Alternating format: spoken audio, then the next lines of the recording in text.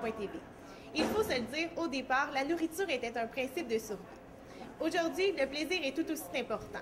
La gastronomie est désormais devenue un art, comme le prouve le nouveau courant français, la cuisine note à note.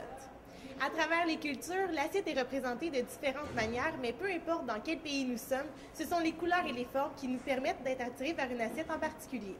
Notre reporter Catherine Franqueur s'intéresse sur la beauté des assiettes à leur service. L'importance de l'esthétique de la nourriture au Québec est telle qu'en 2010, une chaîne spécialisée en cuisine a vu le jour.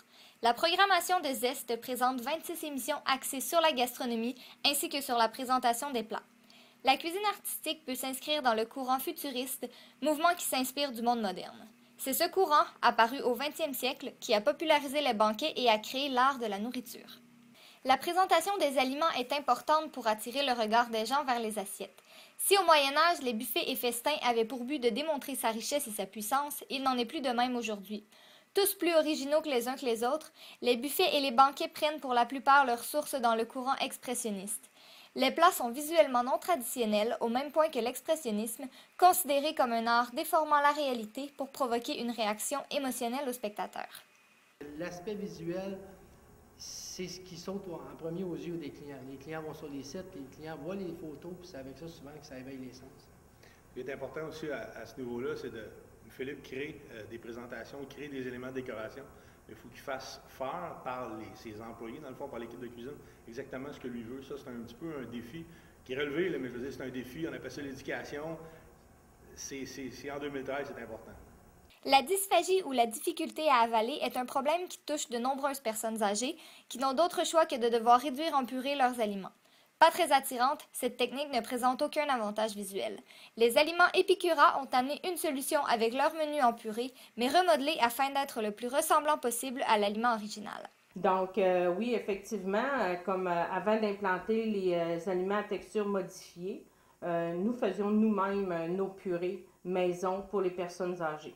OK? Donc, oui, c'était très bon, mais disons qu'au niveau de l'apparence, c'était moins beau que les aliments à texture modifiée, moulés, que nous présentons aujourd'hui.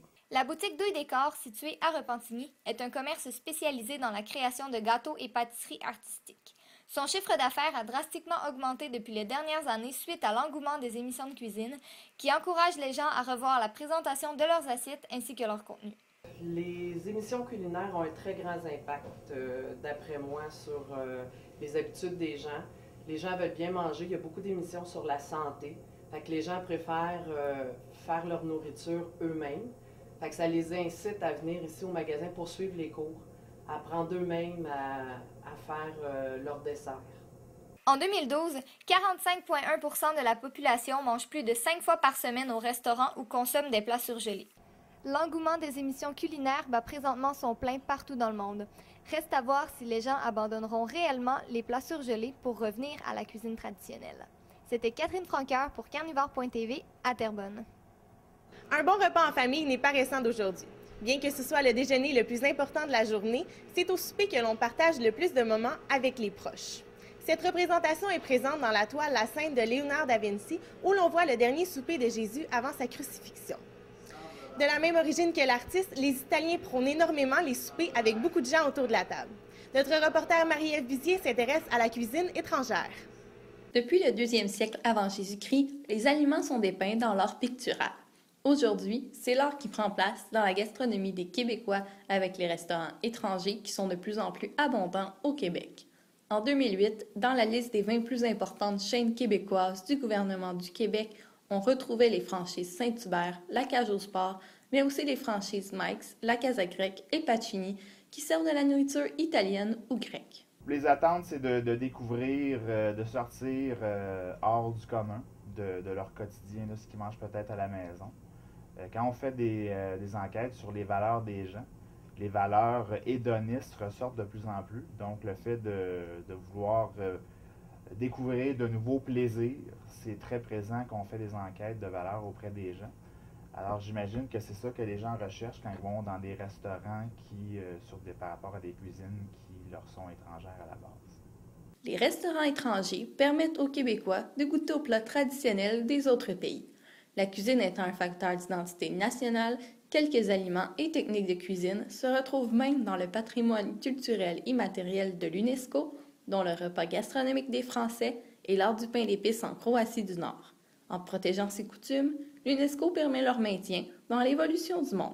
Les plats symboliques qu'on pourrait mentionner, c'est surtout notre spécialité qui est le tartare de bœuf et le tartare de saumon. Qu'est-ce que ça symbolique? C'est surtout parce que la gastronomie française, c'est beaucoup santé, c'est aussi frais et c'est aussi subtil au goût et une finesse. Lorsque les Québécois mangent dans un restaurant étranger, ils peuvent s'évader dans une autre culture avec les décorations du restaurant qui créent une ambiance différente. Les salles à manger présentent des paysages, des scènes traditionnelles ou des objets emblématiques de la culture originaire des mets servis. Ainsi, le symbolisme est mis en valeur parce que les propriétaires viennent implanter des images concrètes dans une réalité abstraite puisqu'étrangère.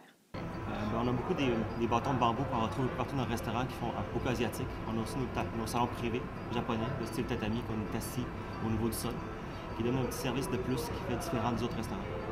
Malgré toutes les décorations étrangères, l'esthétique de ces restaurants laisse toujours place aux contemporains. Prenons, par exemple, les tables et les chaises qui correspondent souvent au style de notre époque. Selon les grands chefs de la restauration au Canada, les prochaines tendances alimentaires que nous retrouverons en restaurant seront entre autres la cuisine africaine et la cuisine péruvienne. Marie-Ève Vizier, Carnivore.tv, Laval.